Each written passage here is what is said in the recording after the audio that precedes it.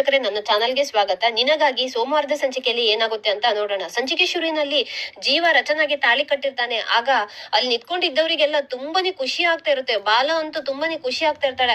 ಹಾಗೆ ಮತ್ತೆ ಕೃಷ್ಣ ಅಂತೂ ತುಂಬಾನೇ ಖುಷಿಯಾಗಿ ಹಾಗೆ ಹಾರಾಡ್ತಾ ಇರ್ತಾಳೆ. ಇನ್ನ ಒಂದ್ ಕಡೆ ಇದನ್ನೆಲ್ಲ ನೋಡ್ಕೊಂಡು ವಜ್ರೇಶ್ವರಿಗಂತೂ ತುಂಬಾನೇ ಕೋಪ ಬಂದ್ಬಿಟ್ಟು ಆಗ ಅವಳು ತುಂಬಾನೇ ಫಸ್ಟ್ರೇಟ್ ಅಲ್ಲಿ, ರಚನಾ ಏನ್ ಮಾಡ್ತಾ ಇದೀಯ ನೀನು? ನಾನು ಅಷ್ಟೊಂದು ಹೇಳಿದ ಮೇಲೂ ಕೂಡ ನೀನ್ ಇವಾಗ ಇಷ್ಟೊಂದು ಧೈರ್ಯ ಮಾಡ್ಬಿಟ್ಟು ಈ ಚಿತ್ರಾನ್ನ ಹತ್ರ ಇವಾಗ ತಾಳಿ ಕಟ್ಟಿಸ್ಕೊಂಡ್ ಬಿಟ್ಟಿಯಾ? ರಚನಾ, ಇನ್ನ ಮಾತ್ರ ನಿನ್ನ ಯಾವುದೇ ಕಾರಣಕ್ಕೂ ನಾನ್ ಮಾತ್ರ ಸುಮ್ನೆ ಬಿಡೋ ಮಾತೇ ಇಲ್ಲ ಅಂತ ಹೇಳ್ಬಿಡ್ತಾ ಇರ್ಬೇಕಾದ್ರೆ ಆಗ ಜೀವಗಂತೂ ತುಂಬಾನೇ ಕೋಪ ಬರ್ತಾ ಇರುತ್ತೆ. ಏಯ್ ತೇಜ, ಇವಾಗ ಇವಳು ತಾಳಿ ಕೊಟ್ಕೊಂಡ್ರೆ ಏನಾಯ್ತಂತೆ? ಹೋಗಿ ಹೋಗಿ ಈ ಚಿತ್ರಾನ್ನದವನ ಹತ್ರ ತಾಳಿ ಕಟ್ಟಿಸ್ಕೊಂಡ್ರೆ ಅದನ್ನ ಇವಾಗ ಕಿತ್ತಾಕೋದು ಈ ವಜ್ರೇಶ್ವರಿಗೆ ಏನ್ ಸುಲಭ ಅಲ್ಲ ಅಂತ ಇವಳು ಇವಾಗ ಅನ್ಕೊಂಡ್ಬಿಟ್ಟಿದ್ದಾಳ. ತೇಜ, ಹೋಗ್ಬಿಟ್ಟು ಆ ಚಿತ್ರಾನ್ನ ಕಟ್ಟ ಇರುವ ತಾಳಿನ ಹಾಗೆ ಕಿತ್ತು ಬಿಸಾಡ್ಬಿಟ್ಟು ರಚನನ ಮತ್ತೆ ಹೇಳ್ಕೊಂಡ್ ಬಾ ಅಂತ ಹೇಳ್ಬಿಡ್ತಾಳೆ.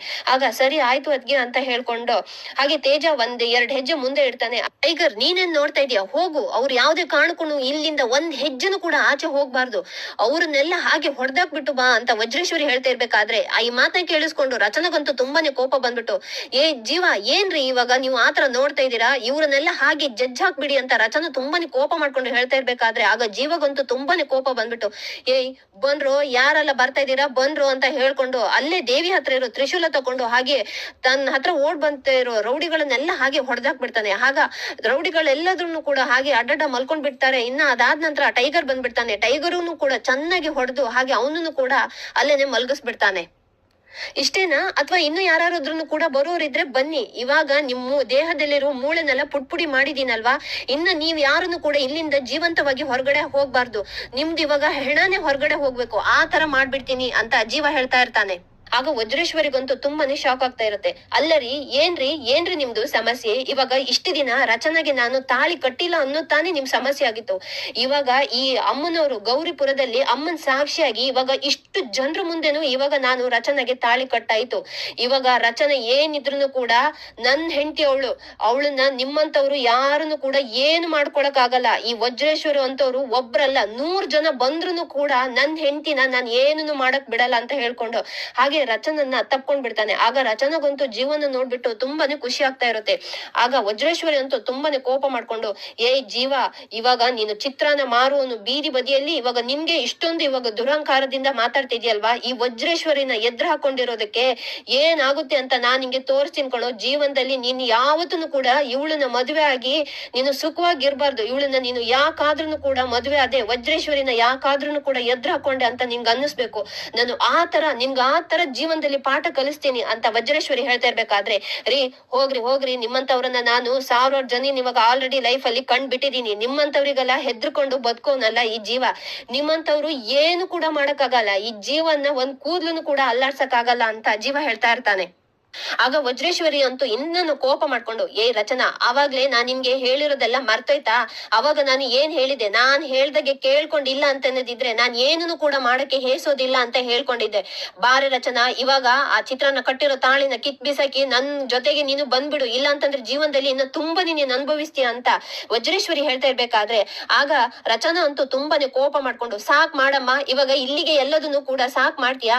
ಆವಾಗ ಏನು ನನ್ ಕುತ್ತಗಿಯಲ್ಲಿ ಇವಾಗ ಜೀವ ಕಟ್ಟಿರೋ ತಾಳಿ ಇರ್ಲಿಲ್ಲ, ಮತ್ತೆ ನೀನು ಕೃಷ್ಣನ ಎಲ್ಲೂ ನೀನು ಅನಾಥ ಆಗೋ ತರ ಮಾಡ್ಬಿಡ್ತಿ ಅಂತ ಹೆದರ್ಕೊಂಡು ಅವಾಗ ನೀನ್ ಹೇಳಿರೋ ಮಾತಿಗೆಲ್ಲ ನಾನ್ ಒಪ್ಕೊಂಡು ನಿನ್ ಜೊತೆಗೆ ಬರೋಕೆ ಒಪ್ಕೊಂಡೆ ಅಮ್ಮ. ಆದ್ರೆ ಇವಾಗ ಹಾಗಾಗಿಲ್ಲ.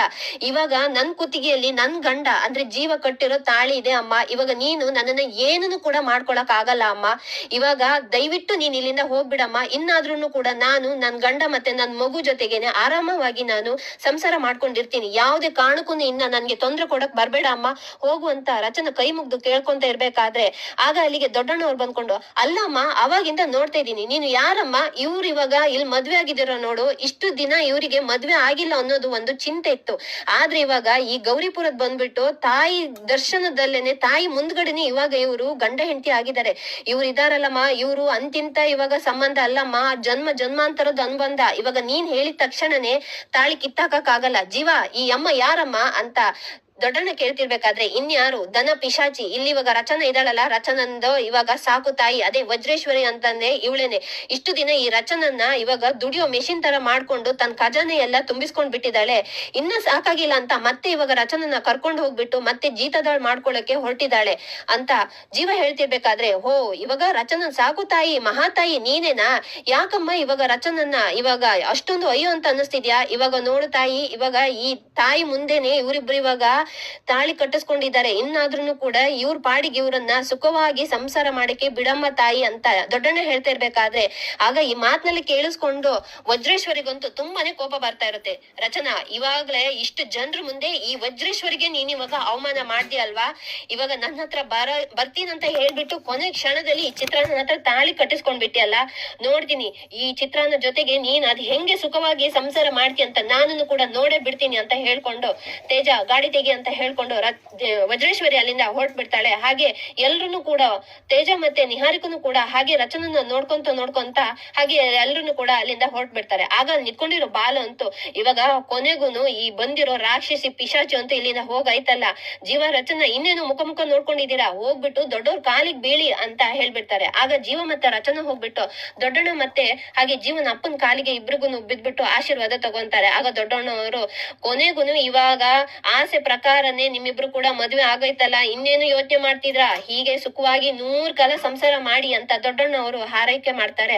ಹಾಗೆ ಜೀವ ಅಪ್ಪನು ಕೂಡ ನಾನು ಜೀವ ಹತ್ರ ಮಾತಾಡ್ಬೇಕು ಅಂತ ಇಲ್ಲಿವರೆಗೂ ಬಂದೆ, ಆ ತಾಯಿ ಕೊನೆಗೂ ಕೂಡ ನನ್ನನ್ನು ಯಾಕೆ ಇಲ್ಲಿವರೆಗೂ ಕರ್ಸ್ಕೊಂಡಿದ್ದಾಳಂತ ನನಗ್ ಗೊತ್ತಾಯ್ತು.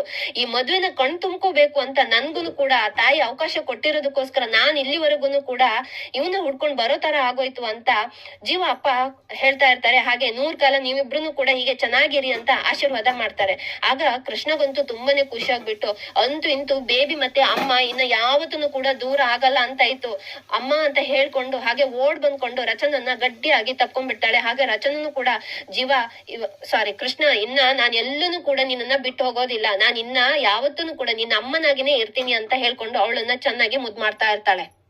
ನೋಡಪ್ಪ ಬಾಲ, ಇವಾಗ ಏನು ನಿನ್ಗಿವಾಗ ಕೆಲ್ಸ ಜಾಸ್ತಿ ಇದೆ, ನೀನ್ ಆದಷ್ಟು ಬೇಗ ಮನೆಗ್ ಹೋಗ್ಬಿಟ್ಟು ಇವ್ರಿಬ್ರಿಗೂ ಇವಾಗ ನವ ವಿವಾಹಿತರು ಮದ್ವೆ ಆಗಿದ್ದೀರಲ್ಲ ಅವ್ರನ್ನ ಶಾಸ್ತ್ರೋಕ್ತವಾಗಿ ಮನೆ ತುಂಬಿಸ್ಕೋಬೇಕು, ಏನಪ್ಪಾ ಹೇಳ್ತೀಯಾ ಅಂತ ದೊಡ್ಡಣ್ಣ ಕೇಳ್ತಿರ್ಬೇಕಾದ್ರೆ, ಸರಿ ಆಯ್ತು ಸರ್, ಇವಾಗ ನೀವ್ ಹೇಗ್ ಹೇಳ್ತಿರೋ ನಾನು ಅದೇ ತರನೇ ಮಾಡ್ಕೊಂತೀನಿ ಅಂತ ಅವ್ರನ್ನೆಲ್ಲ ಕರ್ಕೊಂಡು ಬಾಲ ಮನೆಗೆ ಹೊರಡ್ತಾ ಇರ್ತಾನೆ. ಆಗ ಅಲ್ಲಿ ಬಂದಿರೋ ರಚನಾ ಮತ್ತೆ ಜೀವನನ್ನ ಹಾಗೆ ಮನೆಯಿಂದ ಹೊರಗಡೆ ನಿಲ್ಲಿಸ್ಕೊಂಡು ಇರಿ ಅಂತ ಹೇಳ್ಕೊಂಡು ಹಾಗೆ ಹೊಸ್ಲು ಮೇಲೆ ಸೇರಿಟ್ಬಿಟ್ಟು ಕೃಷ್ಣ ಅಮ್ಮ ಮತ್ತೆ ಇವಾಗ ಬೇಬಿ ನೀವಿಬ್ರು ಒಳಗಡೆ ಹಾಗೆ ಎಂಟ್ರಿ ಕೊಡೋಕ್ ಆಗಲ್ಲ, ನಾನ್ ನಿಮ್ಗೆ ಇವಾಗ ಆರತಿ ಮಾಡ್ಬಿಟ್ಟೆ ನಾನ್ ನಿಮ್ಮನ್ನ ಒಳಗಡೆ ಕರ್ಸ್ಕೊಳ್ಳೋದು, ಏನ್ ಬೇಬಿ ಅಂತ ಹೇಳ್ಕೊಂಡು ಹಾಗೆ ಕೃಷ್ಣ ತನ್ ಕೈಯಾರೆ ಅವ್ರಿಬ್ರಿಗೂ ಕೂಡ ಆರತಿ ಮಾಡ್ಬಿಟ್ಟು ಒಳಗಡೆ ಬನ್ನಿ ಇಬ್ರು, ಅಮ್ಮ ನೀನ್ ಇವಾಗ ಬಲಗಾಲಿಟ್ಟು ಒಳಗಡೆ ಬಾ ಬೇಬಿ ಅಂತ ಹೇಳ್ಕೊಂಡು ಅವ್ರಿಬ್ರು ಕೂಡ ಹಾಗೆ ಒಳಗಡೆ ತುಂಬಿಸ್ಕೊಂತಾರೆ ಕೃಷ್ಣ ಮತ್ತೆ ಬಾಲ. ಇಲ್ಲಿಗೆ ಸೋಮವಾರದ ಸಂಚಿಕೆ ಮುಕ್ತಾಯವಾಗುತ್ತೆ. ವಿಡಿಯೋ ನೋಡಿದ್ದಕ್ಕಾಗಿ ಧನ್ಯವಾದ.